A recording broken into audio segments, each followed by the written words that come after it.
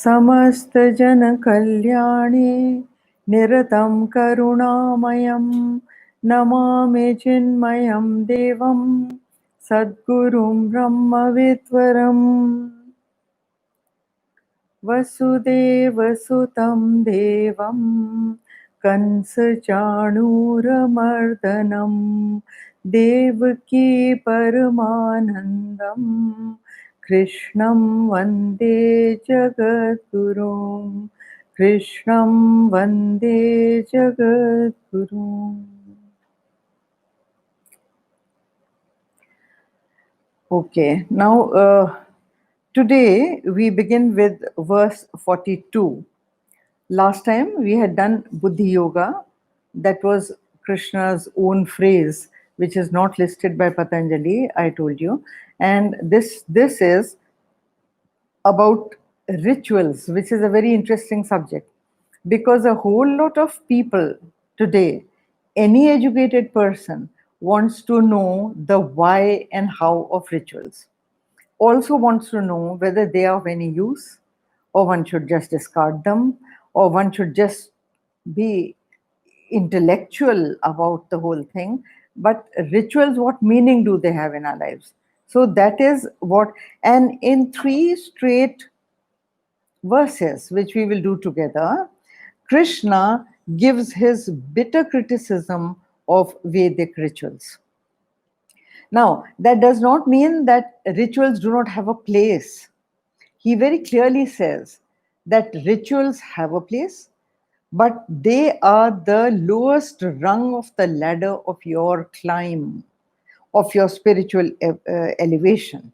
So, we will do these 3 and we will see what place do rituals have, whether one should do them or not, who should do them, who should not do them, and all that. So, we come here. यामिमां पुष्पितां वाचं प्रवदन्त्य विपाश्चितः वेदवादरताः Partha नान्यदस्तीति वादिनः. Now, pushpitam vacham. Pushp, you know, flower. So, and vach, speech. So, they speak flowery speeches in the Vedas about the rituals and what the rituals can do for you. And he says that, see, I'll read it. Flowery speech is uttered by the unwise. He calls them unwise, taking pleasure in the eulogizing words of the Vedas, O Partha, saying, there is nothing else. Now see, this is the Brahmanas portion of the Vedas that talks about, there are portions of the Vedas like mantras, Brahmanas and Upanishads. So Brahmanas is the ritualistic portion of the Vedas. There is a full area given by the Vedas, given in the Vedas on ritualism and what ritualism can do for you. Given that all of us are worldly people, like Arjun, all of us want power, wealth, fame, progeny, and all kinds of desires people have. Then there are some people who want to find ways and means to get those desires, right? Now, rituals are listed in the Vedas. Many yajnas, havans, mantras are listed in the Vedas for you to get what you want. There is the Putra Kameshti Yajna, in which anybody who wants a child, who doesn't have a child, if he does that yajna, they promise progeny. Okay, so then there are yajnas for rain to come, for a good harvest. There are yajnas for a good marriage. There are yajnas to get power. There are yajnas to get wealth. Mantras given for this.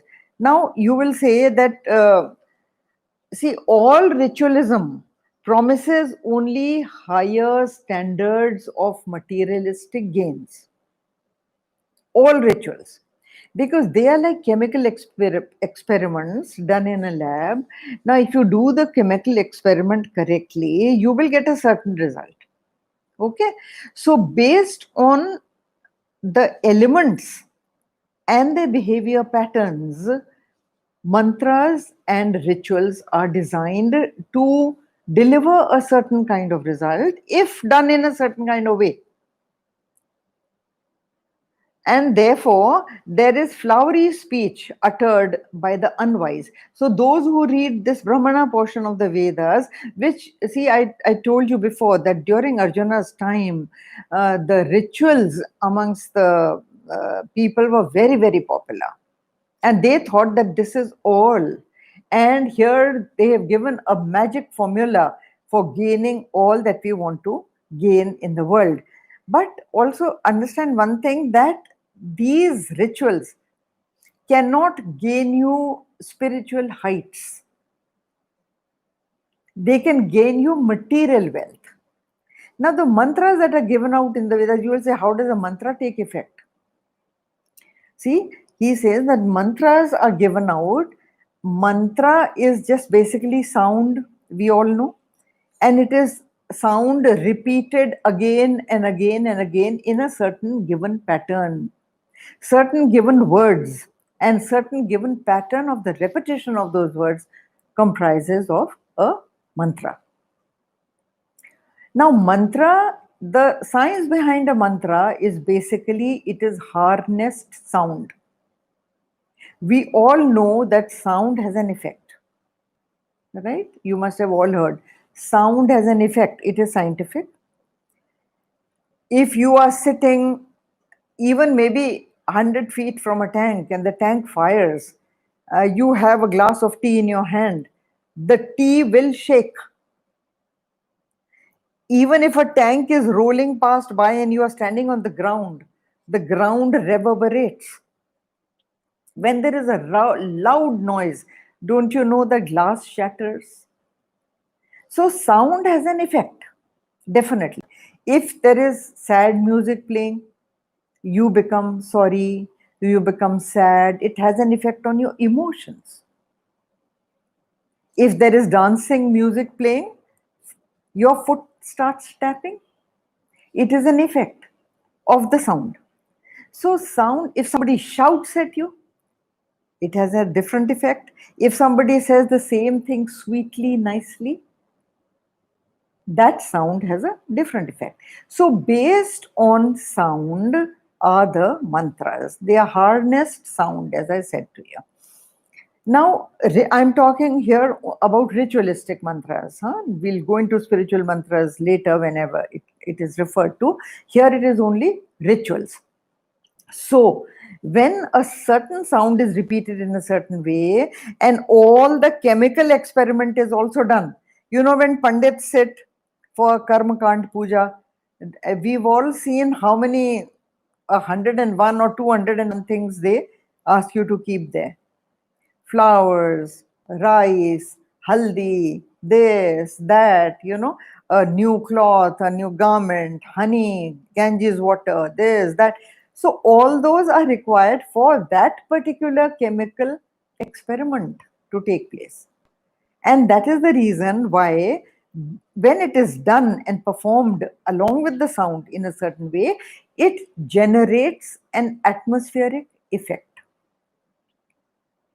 So you get the result. And the result, but the karma kandis cannot go beyond the material result of the karma kand which they are indulging in. So it will give you the desired benefit materially, but those who keep running after materialistic pleasures and materialistic designs, you know, there I'll read the 3 verses together. So that bhog and aishwarya they get, but it is temporary. It is nashavan, ephemeral, destructible. So they do get it, but after some time it is destroyed. Now let me do the 3 verses together. We've done 1 and it is Kamatmana Swarga Para Janma Karma Phala Pradam kriya vishesha bahulam bhogeshwarya gatim prati. The third one, भोगेश्वर्य प्रसक्तानां तया अपहृत चेतसां व्यवसायात्मिका बुद्धिः समाधौ न विधीयते. Now I'll read the meanings of all the three. First one we had read, I'll do it again. Flowery speech is uttered by the unwise, taking pleasure in eulogizing words of the Vedas, O Partha, saying, there is nothing else. Number two, full of desires, having heaven as their goal, they utter flowery words, which promise new birth as the reward of their actions, and prescribe various specific actions for the attainment of pleasure and lordship. The third verse reads, for those who cling to joy and lordship, that is Aishwarya, for those who cling to joy and lordship, whose minds are drawn away by such teaching, are neither determinate and resolute, nor are they fit for study, meditation, or samadhi. He is only trying to say that those who cling to the joy, to joys and lordship, that is Aishwarya, those people, they get stuck in there only. They do not in any way go higher. So he said their minds are riveted to, stuck on, riveted to lower forms of pleasure. And they are hooked to it, so they cannot rise. For example, a plane. An aeroplane, if it is hooked in the hangar, you start the engine. The pilot tries to drive out of the hangar, but he cannot, because no matter the engine is running, the power is going, but the plane is hooked at the back. Similarly, these people, they are hooked to their desires of joy, of pleasure, fame, wealth, property, progeny, all that they want and all that they look for, they are connected to that. And therefore, they are not able to take the higher flight. Now, in those days, he says, see, drawn away by such teaching. Those days, that was the teaching. The princes were also given education in the Vedas. And this Brahmana portion is a portion that was very popular. Everybody who studied the Vedas got stuck on this alone, that, okay, this is the way to enjoy life. And this is the way to get things, without realizing that this is temporary. It is only for the exhaustion of your desires, but it is not the goal. It is the means to reach a goal. Once you exhaust living these desires and your mind is empty of desires, only then can you elevate yourself. Okay? So here, now let us do these verses together. See, the lower type of Pandits always profess ritualism and karmakand. And they always tell you that do this havan, then this will happen. Do this yajna, then this will happen. And people go for it because it is such an easy thing to do. Spiritually elevating yourself requires a lot of grit. It requires a lot of effort, self-effort. But this doesn't. Here you just pay the Pandit, he sits, he does it all for you, and you get a result, or you get a promise of a result, and that's all. Now, they all promise some benefit in the future, a heaven. They promise a heaven in the future. See, bhoga aishwarya prasaktana. Bhog, enjoyment of sense pleasures. Aishwarya. Now, Aishwarya has 6 elements. This is one word, but it has 6 things. There is fame, and there is dhan sampada, which is wealth and property. Then there is power, that is your rajasic power, political power, power that comes from wealth, power that comes from good looks, power that comes from any skill that you know. So all these things come under power. Then Tej comes, that is the build up of a personality, and that personality has an effect on people around. Whenever that person walks in, you know, somebody who has that Aishwarya, who has Tej, like so. Then Vidya, that is Vidya and Paramarth. Paramarth is the last. Paramarth is the Aishwarya which ultimately raises you so high that you are not dependent on materialistic things for your pleasure. So that is Aishwarya. Now he says Bhoga, Aishwarya, Prasaktana. Asakti. Asakti means attachment to Bhog and Aishwarya. And pra, when the word pra, letter pra is added in front of any word, it enhances the power of that word. So prasaktanam only means highly attached to wealth, power, and all these that I have listed. Taya aparhrita chetasam. So these things, even when you get them, Bhog and Aishwarya, they will loot away your mental capabilities. Apakrita. This has come, you know the word haran karna? Apharan. Apharan is forcefully taking, isn't it? The word apharan, uska apharan ho gaya, uska apharan. Apharan means forcefully taken. So here the word is apahar, and what, kya apharan? What is looted away? What is mobbed? What is looted away? What is forcefully taken? That is Chetasam. Chetasam is your mind and intellect. So all these pleasures of the world, all these pleasures of Aishwarya, they loot away by force your mind and intellect's capacities. Right? And then when they are taken away, so then what happens? Then you cannot go into samadhi, nor can you concentrate. See, there are two things listed in the second line of this verse. They say vyavasayatmika buddhi. Vyavasayatmika buddhi is determined self effort, the intellect which puts in determined self effort, that is called vyavasatmika buddhi. So that single pointed concentration of the mind goes away. And samadhi, देखो बुद्धि समाधौ न विधीयते, that means it is not possible, you cannot do it. These two things determine that you will neither have determination nor samadhi. Both these things will be missing if you go in for desires, because your mind is full of desires, your mind is full of vasanas. How can any spirituality come in?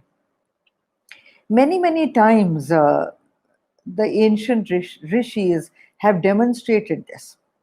They have said that if your mind is full of negativities, it is full of desires and passions, no spiritual effort can be poured into it, no matter how great the teacher is, no matter how good the teacher is, no matter whatever is the tapa of the teacher will not be able to transmit. The teacher cannot convey to such a student. Even in the Bible it says, empty thyself and I shall fill thee. This is a line from the Bible. It means that empty yourself from all desires and negativities.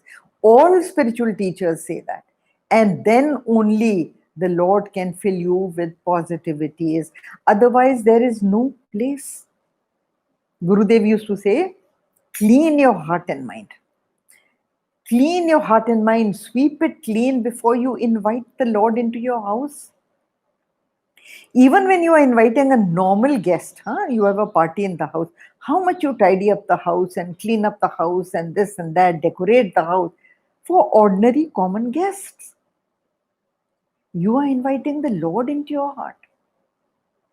So, inviting the Lord into your heart, you must empty your mind first and foremost. Now, if you have all these desires inside you, your discriminative intellect is looted away. You are not able to discriminate between the permanent and the impermanent, right? Now, so samadhi is not possible to such a person. Now, over here, when he criticizes, see, he's saying for those who cling to joy and lordship. Joy and lordship are the result of karma kanda. Now, karma kanda is not only yagya, havan, and mantras. Karma kanda is the materialistic, everyday, worldly effort that you put into a certain direction, of which you even get the result. Even that. Now, that only generates an oscillating mind. Here he says that drawn away by such teaching. Now, see, look at the word teaching. What is our education? Our education only trains people how to earn their money. Is there anything else you're teaching? Everything else that can be culture, can be upliftment, can be spiritual knowledge is missing from the curriculum. So the teaching around the world is how to earn more money. So it is information, it is not education. Education of the mind is reforming the mind to a cultural beauty, elevating the mind to a spiritual status where it can elevate other people, it can serve other people. That is never taught. That's why he says, drawn away by such teachings, they are neither determinate nor resolute, nor are they fit for study, meditation, and samadhi. So this is the qualification. You have to empty your mind of desires and material desires and comfort before you become fit even to study, even for ordinary study. When you are studying for an exam, isn't there a discipline required? Students stop going for movies, students stop going for outings, students lock themselves in one room, they impose a discipline that nobody should disturb them, concentratedly they put in effort in their studies. It is then that a student is successful. So, what about this education? Even in this education, a concentration of mind is very, very important. Now, all those people, and therefore, there are, even in the Gita, there are direct attacks on the vulgarities of the Pandits who used to do this karma kanda. And Gurudev has not spared it either in his interpretation. Also understand that anybody who went against the established norms of the day, like rituals and hardliners, was always punished. Martin Luther in Europe, when he tried to reform, he was a reformist, and he tried to reform the Christian religion, he was put into jail. Okay, and so William Tyndale, who translated the Bible from Hebrew into English, was burnt alive in Belgium on a stake for having translated the Bible into a vulgar language, they said. Can you imagine? English. He translated into English from Hebrew. So he said, you have translated a holy book into a vulgar language. So he was burnt alive. Buddha also was a reformist. All these hardliners in Hinduism, Buddha talked against. And he gave a very simplified Hinduism and called it Buddhism. Then there was Vyasa is doing the same thing in the Gita. Krishna is doing the same thing in the Gita. He is saying that all these rituals that you go in for are the means to an end. They are not the end. They are not the goal. They will never reach you there. So it is a means, right? After some time, those means become useless. The means are only fulfilling your mind, your desires, and after which the mind generally drops the desires. When you have had too much of something, then you want to drop it because you've had enough. You have grown out of it. Just like a little girl grows out of playing with a doll, you don't have to tell her to drop the doll. A teenager will not play with a doll. She will throw it about. She'll throw it around. Similarly, an elevated mind, a mind that is reaching higher goals and higher aims, starts dropping the lower. So then Shankara came as a reformer. He also went against all kind of hardline ritualisms in Hinduism that there were, and asked people to drop them and go for gyan, go for knowledge. Next was Christ. Christ also was, there were so many rituals the Jews had started practicing, and they were stuck in those hard rituals.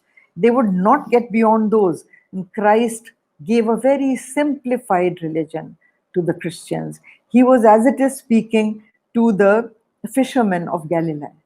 And there he wanted to give out Christianity simply. This is the simple religion for all to follow. And what a beautiful religion he gave. And which is also minus all these rituals. Christ decried all the Jewish rituals. Guru Nanak did the same thing. Sikhism is a simplified Hinduism, nothing else. All that Guru Nanak has said, or all that there is in the Granth Sahib, is nothing else but very beautifully, sweetly, simply given out Hindu Vedantic concepts. Even your greeting of Sat Shri Akal is nothing else but the Vedantic definition of the higher truth. So all these people were reformists, but as to all reformists, the society is shocked that how can they do such a thing, and therefore they are generally punished. Here in the Gita, Krishna and Vyasa, Krishna is the mouthpiece of Vyasa. So Vyasa has had the daring and the courage and the grit to speak against Vedic rituals, saying that they are not the end by any means. They are just there is a usefulness of rituals. Okay, they take you to a certain level of advancement. There is an attraction of karma kanda because it is necessary for an early sadhak. Every sadhak is not of the same level. Okay, an educated mind and an uneducated villager, a common man on the road, his mind is not the same. Therefore, in Hinduism, specific rituals are advised to those who are the uneducated simple folk, like every day worship the tulsi plant. Go and put a deepak there. Bow to it as the Lord himself. People tree. Go and put a glass full of water at the root of the people and bow to the people, because the Lord has said in the Gita that I am the people amongst trees. So the simple mind understands only that. You have so many simple minds going every day to the temple with a basket of flowers. Well, that is upasana. It is meant for those simple people, and definitely it has a place. It calms their mind, it cleanses their mind, removes impurities from their mind, brings in devotion into their mind. But that is a means to purify the mind and intellect, to reach a certain level where sadhana of the higher kind, or samadhi, or even knowledge is possible. Otherwise, it is not possible. To a mind that is oscillating all the time between this and that, a mind that is agitated all the time, sadhana is impossible. You try it. Close your eyes and sit in the puja room. Try concentrating on the higher truth. It is not possible. You can't do it. Most of the people then complain that I tried all the steps, but my mind is running all over the place. It will run all over the place. So, all those things that are done without any preparation become a failure. So, all these workshops that you hear about, especially in the corporate world, 3-day meditation, 5 easy steps to learn meditation. This is not possible. Meditation is something totally different. Samadhi, what he calls, requires a lot of preparation, years and years of preparation, working on yourself, working on your mind and intellect. You can't do it in a 3-day workshop.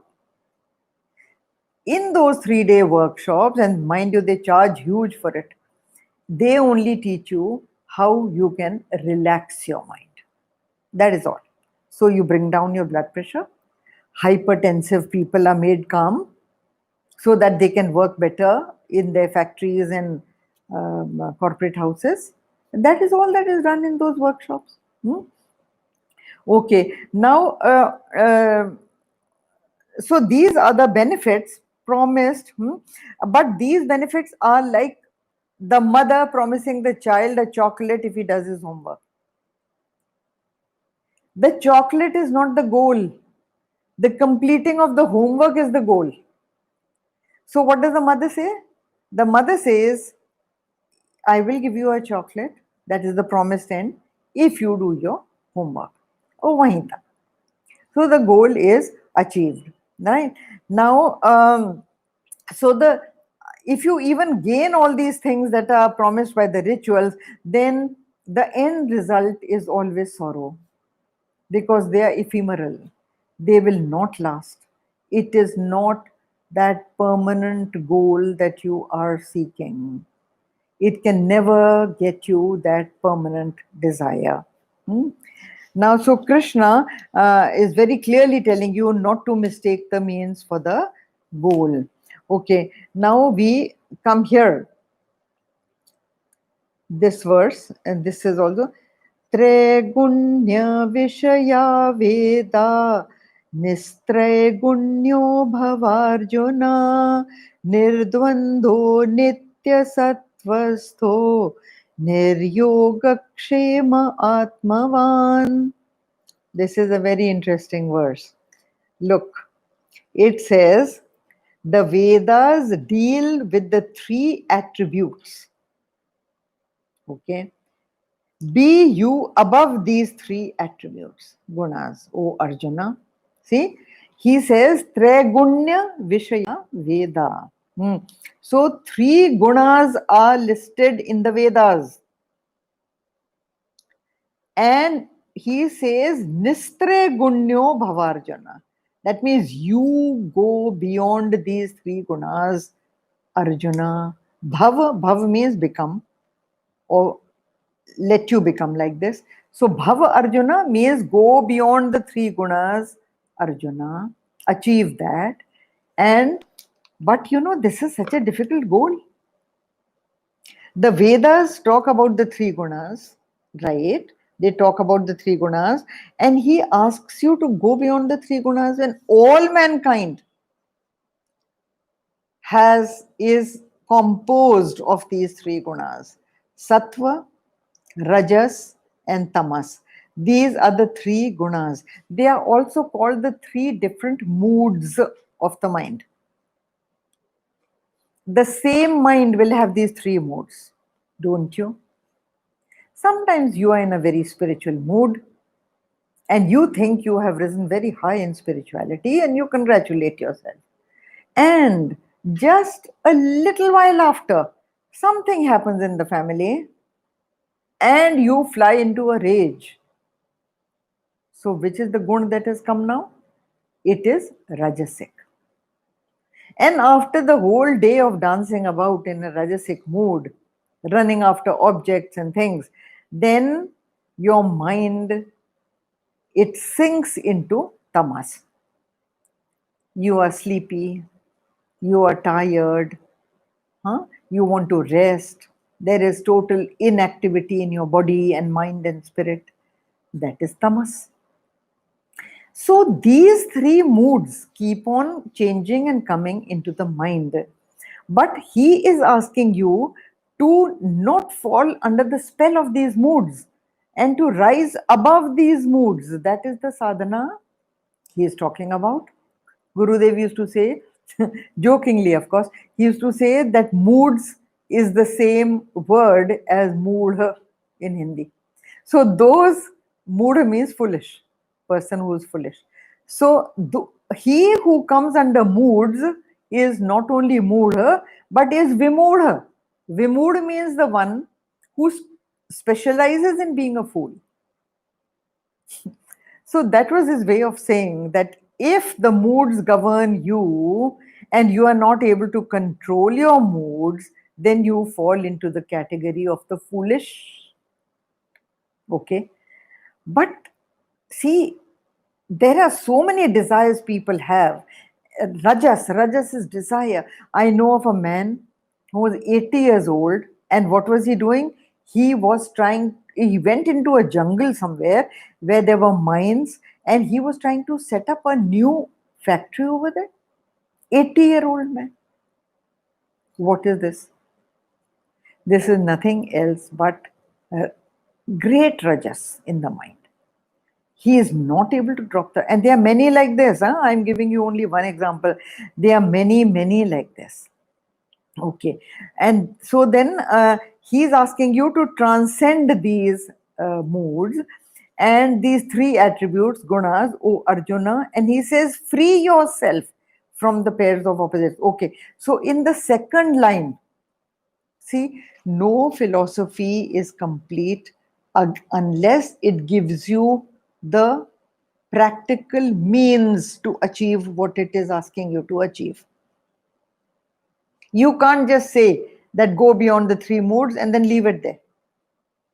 The question that arises for any common man like you and me is how? How do we go beyond these three moods?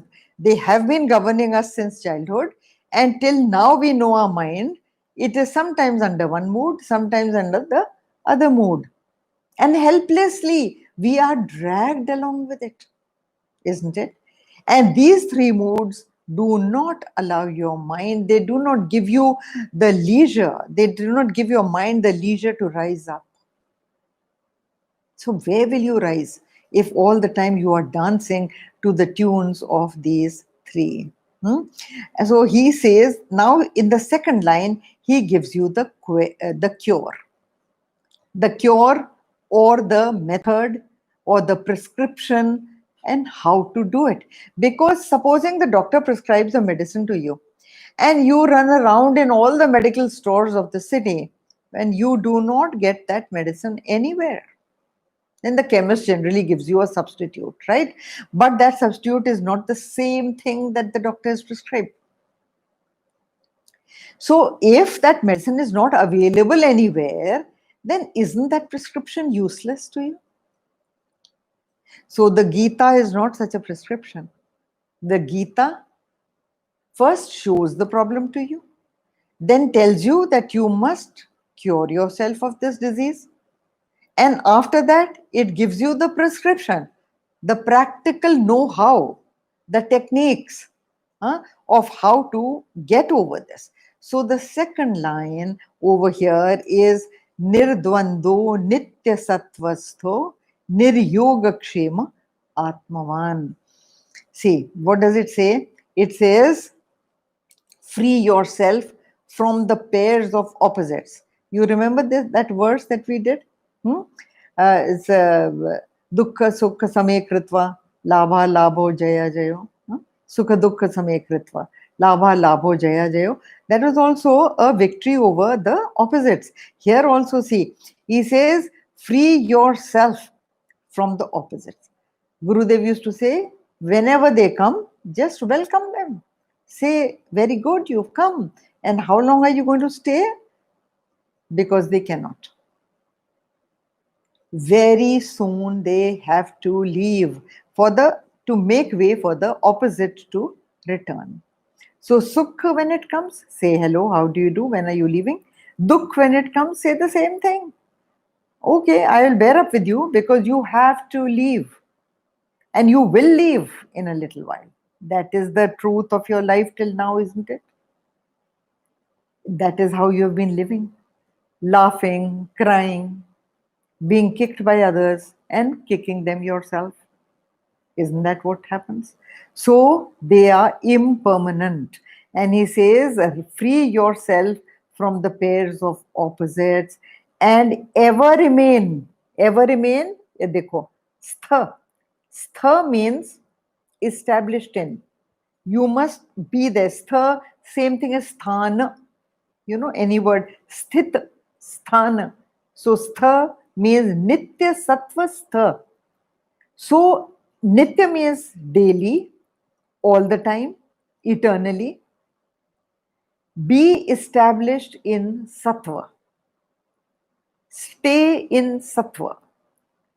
That is minus Rajas and Tamas, minus desires, agitations, and inertia. Those things, when you minus, then you start staying in Sattva, which is peaceful, blissful, and very, very elevating in your mind. Now, when you stay in sattva, then freed from all thoughts of acquisition and preservation. See, he uses two words. He says yoga kshema. Now, in the Gita, see, this is a very interesting thing. The Lord has promised that those that surrender to me or those that are striving to come to me, I look after their yoga kshema.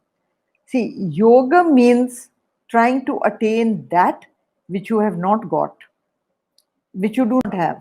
That is called yoga. All your efforts towards something which you have not got, right?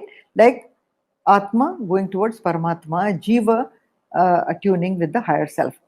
Now, that is yoga. And Kshema means guarding that which you already own, because both are full of effort. With great difficulty, you gain power, position, status, wealth, property, education. With great effort, you gain it. Now, then, is the slippery part, Kshema. Kshema is preserving those, isn't it? See, as far as wealth goes, let me give the example of wealth. When you are trying to get it, that is yoga. When you're trying to get wealth, that is painful, full of effort, full of toil. After you have got the wealth, keeping it, that is kshema, preserving it, is the biggest toil, bigger toil. Because you are all the time worried of people snatching it, thieves looting it from you, needy relatives asking for it, or that there is a robbery in your house, or that there is an income tax raid in your house and hiding it from everybody, from tax, from this, you are trying to preserve. That is kshema.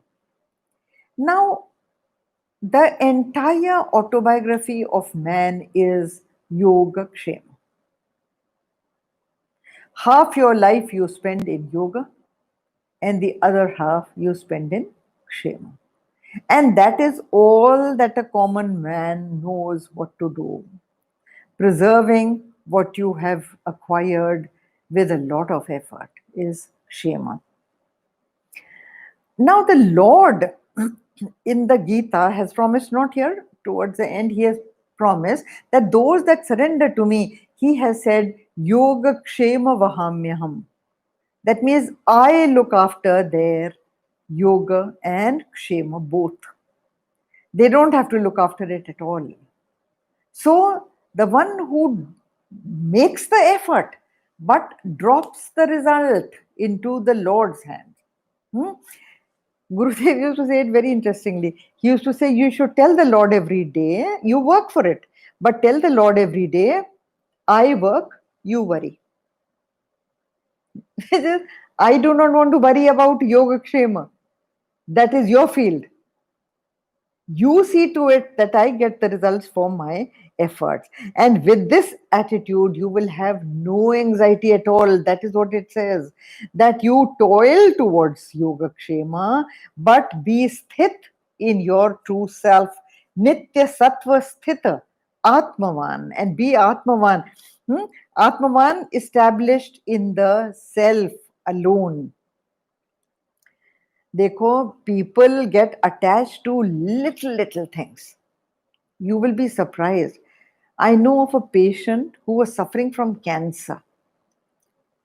Right? I'm not saying that you or me are like this. I'm just giving an example. This patient, it was a woman suffering from cancer. And the doctors had told her that you have 2 more days. Just 2 more days. So decide what you would like to do in these 2 days. You know what that lady was worried about? Both those days she spent in worrying about a spoon which she had, which she used to use to eat her meals with, and that spoon was missing. And the full 2 days before her death, she kept on crying about, where is my spoon? Isn't that ridiculous? Substitute that spoon for all that you and I value. What are we doing? Maybe it is not a spoon, maybe it is anything else. But what are we doing? Aren't we spending those beautiful years that the Lord has given us, the beautiful time the Lord has given us, only crying for what we have lost or what we do not have? We are not able to lift our mind from acquisition, yoga and kshema. So, and he is again and again telling you that transcend yourself from these gunas and go to the higher rarefied levels of sattva, which will enable your mind to achieve the higher. And unless you empty your mind, you will not be able to reach there. See, emptying the mind, then your individuality does not remain. Give an example. See, tea, when you make tea, these 4 5 things are required to make tea, right? Tea leaves, hot water, sugar, and milk, right? So these things are required, and you need a cup to put those things in. Now the cup is your body, but for your happiness, you want this, and this. Even if one of the things is missing, you are miserable. He is saying that you minus all these from that cup. Let only the empty cup remain. If you minus these one by one, only the cup remains, and that empty cup the Lord will fill. The Lord will fill it with joy. He cannot fill a cup that is full. Once Buddha taught this to one of his students. He said that you have given so much to so many people, but you do not grant me the joy, the happiness, the equipoise of the mind that you have granted to others. Buddha kept quiet. He remained silent. This is one of the tales in Buddhism, kathaएं. So at night, Buddha reached his house to beg for a bhiksha. And he reached there with a full bowl. His begging bowl was already full of milk. He reached there and he said that, give me bhiksha. So when that householder came out, he looked into the bowl and he said, but your bowl is already full. How can I pour anything into it? You first throw what you have in that bowl, create the space for me to fill it.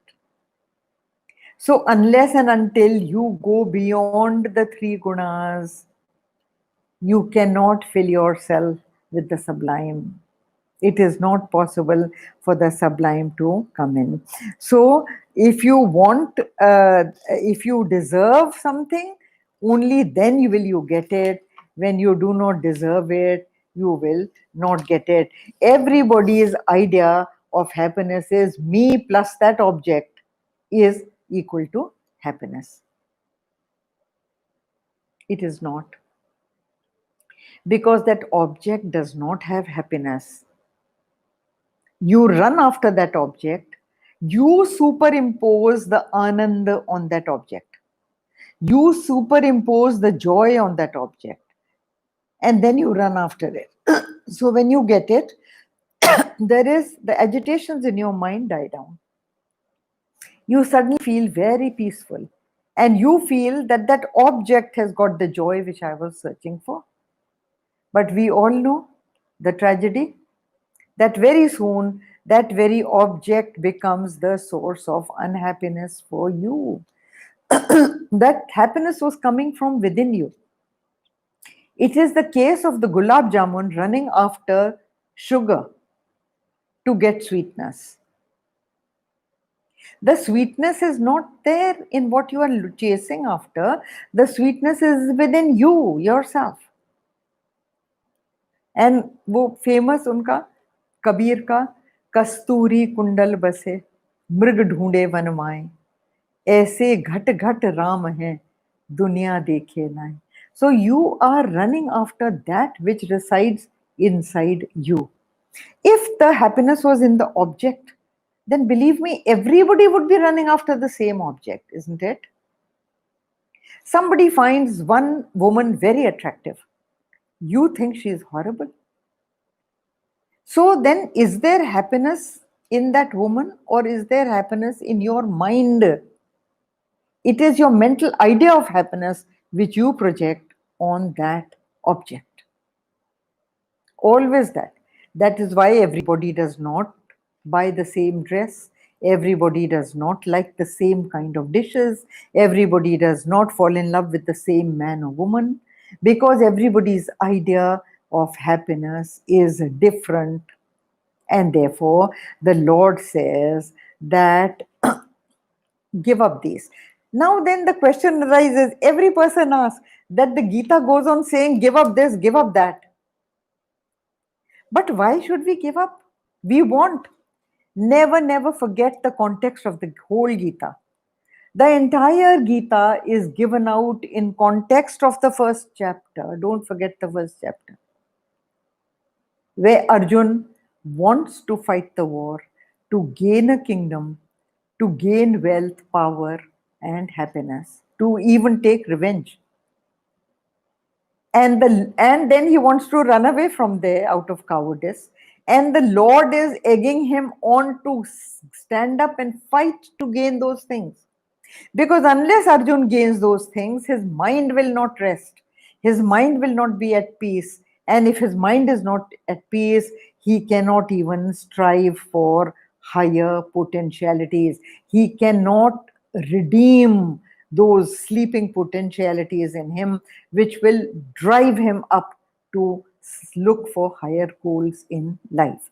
And that is the reason the Lord says that drop these, so that live through them, drop them. Even rituals do as a means to attain them, but thereafter understand the utility or the futility of those and drop them, so that your mind is ready to receive higher. So we do this much today, and the next verse we take up next time. Om Purnamada Purnamidam Purnat Purnamadachyate Purnasya Purnamadaya Purnam Eva Vashishyate. Om Shanti Shanti Shanti. Hari Om Shri Gurubhyo Namaha. Hari Om.